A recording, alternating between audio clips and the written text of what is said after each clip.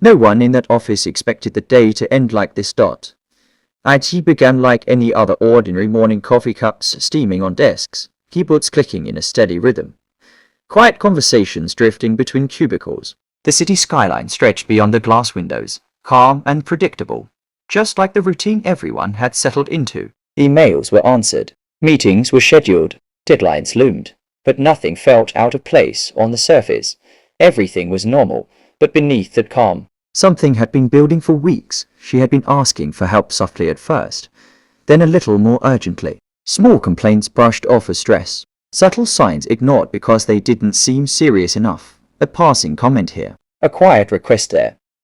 Most people barely noticed.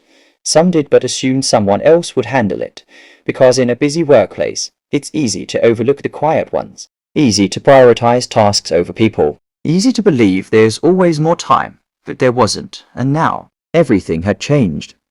She sat there in a wheelchair, her hands gripping the armrests as if trying to hold herself together. Her face was pale, her breathing uneven, and tears streamed down her cheeks, not just from the pain, but from something deeper, something heavier. Around her, the office had gone silent. The same people who had rushed past her every day were now frozen in place, staring, unsure of what to say or do. The weight of the moment pressed down on everyone at once, because in that instant, the truth became impossible to ignore. She had been suffering right in front of them, and they had all seen it. They just hadn't listened. Her name was Emma. She wasn't loud. She didn't demand attention. She wasn't the kind of person who filled a room with her presence or complained when things got difficult. Instead, she was the one everyone relied on, the steady, dependable employee who always got things done. People admired her for that. She showed up early, often before anyone else arrived. Her desk was always organized. Her tasks always completed on time, sometimes even ahead of schedule. When others felt overwhelmed, Emma quietly picked up the extra work without being asked. She didn't just meet expectations, she exceeded them. But behind that quiet dedication, something was wrong. IT started small, so small it was easy to dismiss. Just a faint ache in her leg after long hours at her desk. At first, she brushed it off. Everyone feels tired sometimes, right? Sitting all day, staring at screens, dealing with stress, it takes a toll. So she ignored it, but the pain didn't go away. IT lingered. Then it grew. Days turned into weeks, and what once felt like a minor discomfort slowly became impossible to ignore. Walking across the office started to feel like a challenge. Sitting for too long made her shift uncomfortably in her chair. Standing up became something she had to prepare herself for. Some days, she would quietly grip the edge of her desk, steadying herself before taking a step, hoping no one would notice. But a few people did, still. No one said anything. Finally, she gathered the courage to mention it to her manager. Just a simple comment.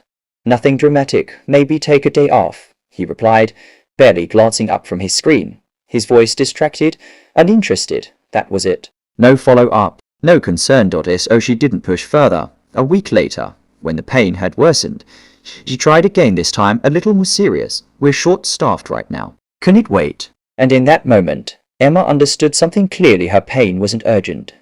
Not to them, and just like that, her well-being became secondary to deadlines, targets, and workload. Weeks passed, and with each passing day, the gap between what Emma showed the world and what she was actually feeling grew wider. Her condition kept getting worse, but so did the pressure at work. Deadlines didn't slow down for her pain. If anything, they came faster, stacking one on top of another, leaving her with no room to breathe. Expectations grew higher, and the unspoken rule remained the same. Keep going, no matter what. So she did. She pushed through meetings, forced herself to focus on her screen, and kept typing even when her leg throbbed with every small movement. To everyone else, she looked like she was managing, quiet, composed, in control, but she wasn't.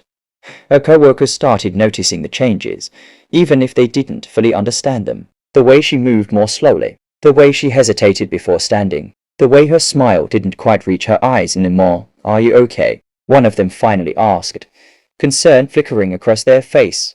I'm fine, she replied quickly, forcing a small, practiced smile. It was the easiest answer, the safest one, because explaining the truth would take time, and she already knew how little time anyone seemed to have. But she wasn't fine. Not even close. The limp became more noticeable now. What started as a slight imbalance had turned into something she couldn't fully hide. Some days, she avoided walking altogether unless it was absolutely necessary. She planned her movements carefully, minimizing every step, every trip across the office. She even began skipping lunch, not because she wasn't hungry, but because the idea of getting up, walking to the break room, and then coming back felt like too much. So instead, she stayed at her desk, pretending to work while quietly enduring the pain. Still, no one stepped in, not really. A few glances, a few passing questions, but nothing more. No action, no urgency, because it's easy to assume someone else will handle it. Easy to believe it's probably not that serious. Easy to ignore something uncomfortable, especially when it doesn't directly affect you, until one day, it does. It happened in the middle of a busy afternoon, the kind of afternoon where everything feels urgent. Phones ringing non-stop, keyboards clattering in a constant rhythm, conversations overlapping as people rushed from one task to another.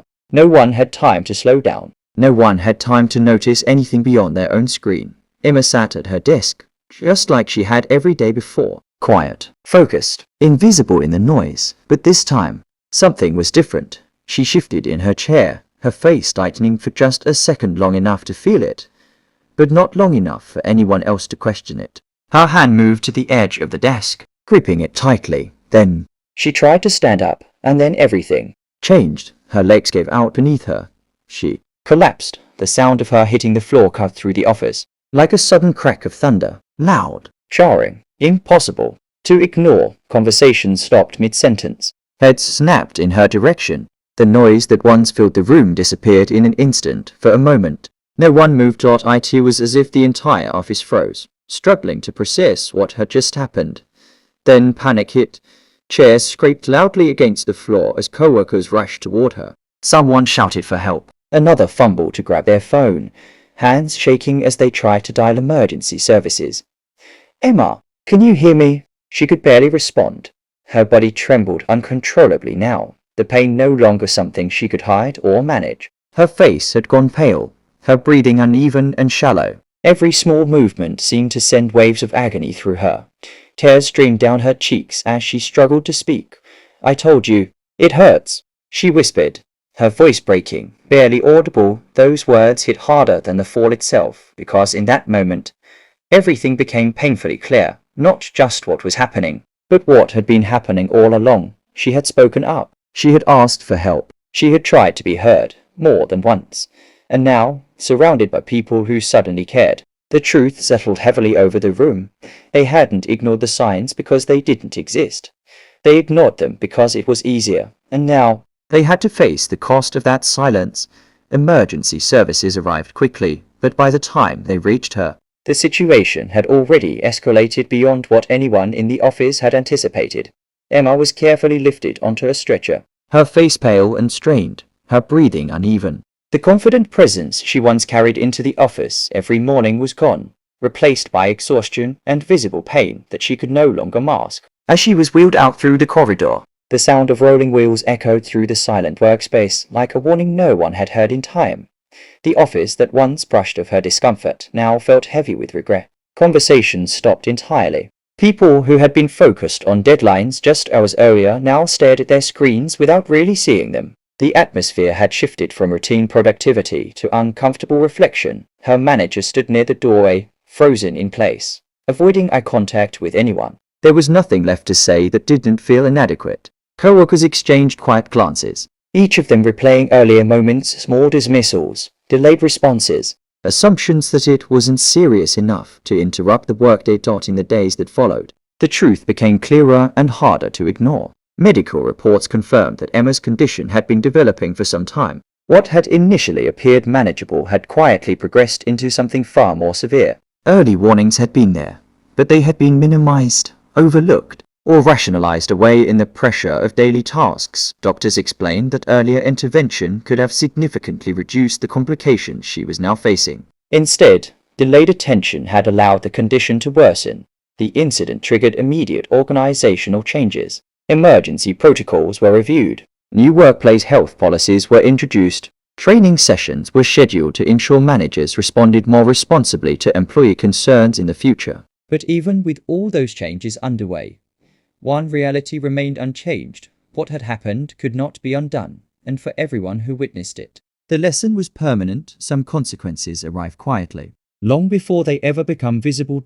In every workplace, there's someone like Emma, someone who stays quiet, someone who pushes through pain, someone who hopes anyone will notice. The question is, will you listen before it's too late?